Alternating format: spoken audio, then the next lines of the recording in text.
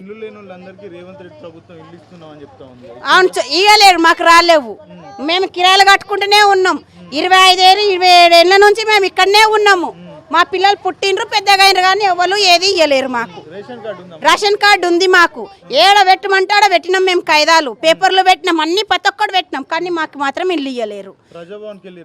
వెళ్ళినాం మేము, ఆడికి కూడా పోయినాం, ఆడికి పోయినాము, అందరితోటికి పోయినాము. వస్తాయి అన్న తప్ప కానీ ఏవి లేవు మాకు. ఒకటే మాట. కానీ ఇప్పుడన్నా ఉన్నోనికి ఇవ్వకండి, లేని వాళ్ళకే ఇవ్వండి, గరీబ్ వాళ్ళకి ఇవ్వండి, అదొక పుణ్యము. కానీ ఉన్నోనికే వచ్చిన ఇండ్లు. మాకు ఇల్లు లేనప్పుడు ఫ్రీ కరెంట్ ఎట్టు వస్తుంది? కిరాయిలు కట్టుకోవాల్సి వస్తుంది. మాకు 10,000 కట్టుకోవాలి. లేదు, అదేం లేదు, కానీ ఉన్నోనికే ఒకటే ఇస్తుండ్రు. ఇప్పుడు మళ్ళీ బిల్లులు వేస్తుర్రు, ఏం చేస్తారో తెలియదు. మనకు లేదు, సిలిండర్ కూడా లేదు. సిలిండర్కి 1000 రూపాయలు కడుతున్నాం మేము, 1000 రూపాయలు కడుతున్నాం. లేదు, ఇయ్యలేరంట, తీసేసిర్రంట. మేమైతే కడతలేం. మేము 1000 రూపాయలు 900 కట్టి తీసుకుంటున్నాం. మేము సన్న బియ్యం వస్తున్నాయి, మంచిగానే ఉన్నాయి. బియ్యం మాత్రం అయితే బాగానే ఉన్నాయి. బియ్యం మాత్రం బాగానే ఉన్నాయి. చీరలు మాకు అందలేవు, మాకు ఇయ్యలేరు. ఇయ్యలేరు, ఎవ్వరు ఇయ్యలేరు మాకు. ప్రభుత్వం అంటే అన్న గరీబులను చూడండి, ఉన్నోనికే చూసుకోకండి. ఏం ఇస్తుర్రు? ఏం జరుగుతుంది? ఇండ్లు ఇస్తున్నారు, ఇయ్యలేరు. కేసీఆర్ ఉండే అప్పుడు ఇస్తా అన్నాడు, ఆయన ఇయ్యలేడు. ఇండ్లు ఇచ్చే మూమెంట్లోనే ఎలక్షన్లు వచ్చినాయి, పోయినవి. అది పోని మనవి అమ్మవారు వచ్చి ఈమె వచ్చింది, అమ్మ వచ్చింది, మరి ఏమన్నా చేయాలి కదా. చేస్తుండ్రు, ఉన్నోనికే ఇస్తుండ్రు, ఊర్లో చేస్తుండ్రు సార్. లేని వాళ్ళకు ఇంకోరింగ్ చేయండి, ఇంకోరింగ్ చేసేయండి. ఏ రాలేవు, ఇంకా వస్తా అన్నారు, ఇంకా రాలేవు. వస్తా అని చెప్తున్నారు, కానీ రాలేవు ఇంకా. ఇక మనకు వచ్చిన దాకానైతే మనం ఏం చెప్పలేము కదా. పెద్దోళ్ళ చేతులు వాళ్ళ దాకా మనకు వచ్చి అదే వచ్చే వరకు, మన చేతులు వచ్చే వరకు ఏది రావు మనకు.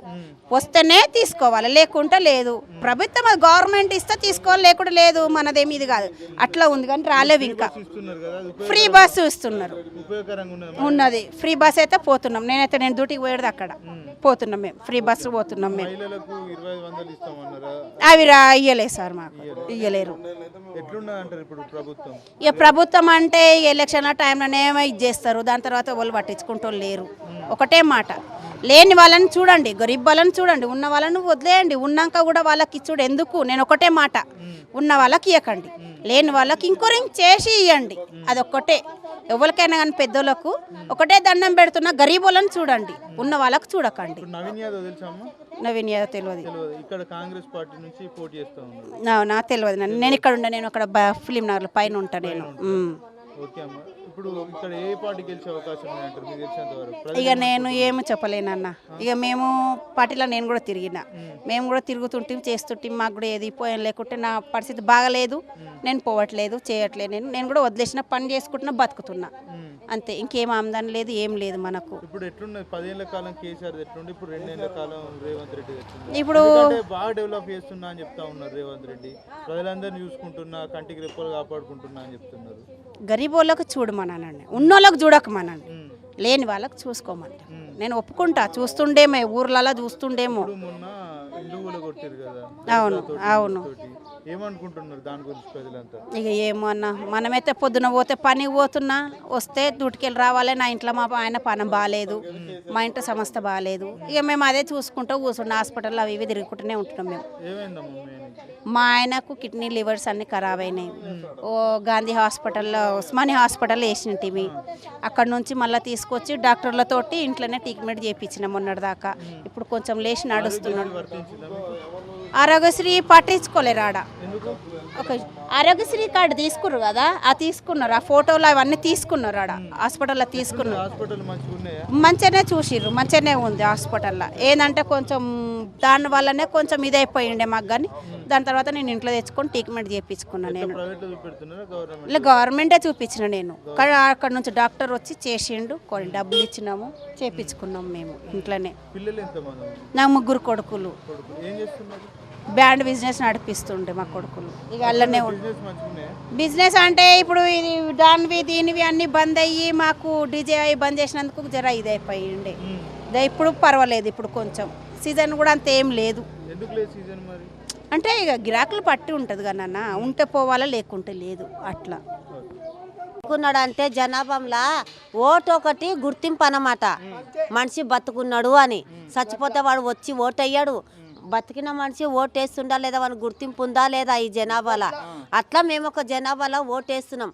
కానీ ఎవరికేసి ఎవడు గెలుస్తాం, మేము ఒక్కళ్ళ మేసి ఏమి ఆయన గెలవడు కదా, మేము ఒక్కళ్ళ మేసి ఆయన పైకైతే ఓడు కదా. అదే 2 ఏళ్ళ నుంచి మాకు ఏది ఇది లేదు సార్, మాకు ఏది లేదు. నాకు భర్త చచ్చిపోయి 5 ఏళ్ళు అవుతుంది. 5 ఏళ్ళు అవుతుంది. 5 ఏళ్ళ కింద కేసీఆర్ ఉన్నాడు కదా, అప్పుడు నా బిడ్డ పెళ్లి చేసినప్పుడు డబ్బులు వచ్చినాయి సార్, అబద్ధం చెప్పొద్దు, 1,30,000 వచ్చినాయి. ఆహా, రేవంత్ రెడ్డి కాదు, కేసీఆర్ ఉన్నప్పుడు సార్.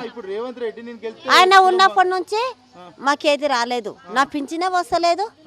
ఇక సచిన వాళ్ళకి బతికిన వాళ్ళకి ఏమి ఇస్తాడు చెప్పు, అసలుకే వస్తలేదు నాకు పింఛని. ఆహా, తిరిగి తిరిగి తిరిగి చెప్పులు అరిగిపోయినా గమ్మున కూర్చున్నా ఇంట్లో. కూలో నాలు ఆ ఓటలో ఏ ఓటలో చిప్పలు కడుకొని బతుకుతా సార్ నేను. నాకు 4 ఆడపిల్లలు, ఒకటే కొడుకు. ఆడ చదువుకుంటాడు సార్, గవర్నమెంట్ స్కూల్ పైన ఉంది కదా, ఆడ చదువుకుంటారు. నా కొడుకు ఏడ పని దొరికితే ఆడ పని చేస్తాడు. నేను అంతే కూలో నాలో చేసుకొని బతుకుతా. ఏమి ఇస్తలేదు సార్, మా పిల్లలకి ఏది గుర్తింపు లేదు ఎవరిది. బుక్కులు ఇస్తారు సార్, బుక్కులు ఇస్తారు, చదువు చెప్తారు, కంటిన్యూగా రమ్మని చెప్తారు. మీటింగ్లో పేరెంట్స్కు మీటింగ్కి పిలుస్తారు, బాగానే చెప్తారు. కానీ గవర్నమెంట్ నుంచి అయితే మాకు ఏ ఆదాయం ఇంతవరకు లేదు. ఒక నా బిడ్డ పెళ్లి చేసినప్పుడు కేసీఆర్ ఉన్నాడు, అప్పుడు వచ్చింది 1,30,000 16,000 ఏదో పథకం అంటారు కదా, అది వచ్చింది. నా 3 చచ్చిపోయినప్పుడు 1,30,000 ఇచ్చారు, అది లేబర్ కార్డు ఉన్నందుకు, లేకుంటే లేదు అంతే. ఇంకా అంతకు మించి మాకు ఏ ఆదాయం లేదు గవర్నమెంట్ నుంచి. డబుల్ బెడ్రూమ్లు అయితే 10 ఏళ్ళ నుంచి రాపిస్తూనే ఉన్నాం. కేసీఆర్ సగం మందికి ఇచ్చింది, సగం మందికి ఇవ్వలే.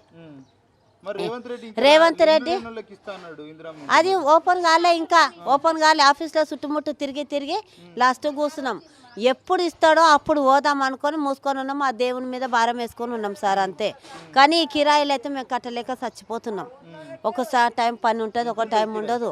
6,000 ఉంది సార్, 6,000 ఉంది, 6,000 5,000 ఉంది. జర మాకు ఆడపిల్లలు జర ఎక్కువ అయితే ఆ ఇండ్లు కూడా ఎట్లా, పెళ్ళమ్మ కూడా 2 పిల్లలే ఉండాలి, లేకుంటే లేదు. మరి ఎక్కువ పిల్లలు ఉన్న వాళ్ళకి ఎక్కడ పడేసుకోవాలి సార్ మేము?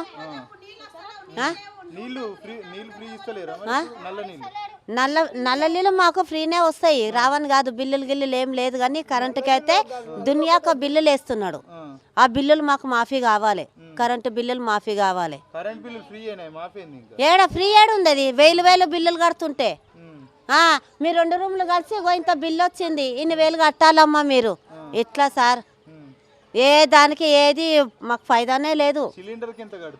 950 రూపాయలు కడతా. లేదు లేదు లేదు, అది అయినప్పుడు దేవుడు ఉన్నాడు కానీ ఇంకా ఇప్పుడైతే లేదు. ఆయన వచ్చినప్పటి నుంచి అయితే మాకు ఇంతవరకు ఏది చేసింది మాకు గుర్తింపు లేదు సార్, లేదు. ఇగో ఓటు వేస్తారా అంటే మనం బతుకున్నంత వరకు వేస్తాం సార్. వానికి వేయాలా వీనికి వేయాలని మాకేం రూల్స్ లేదు. అవును, వేస్తాం, మేము వేస్తాం ఓటు. ఎందుకు వేయము, జనాభాలో బతుకున్నాం కాబట్టి వేస్తాం. అది మేము చెప్పాము, అప్పుడు ఆలోచిస్తాం.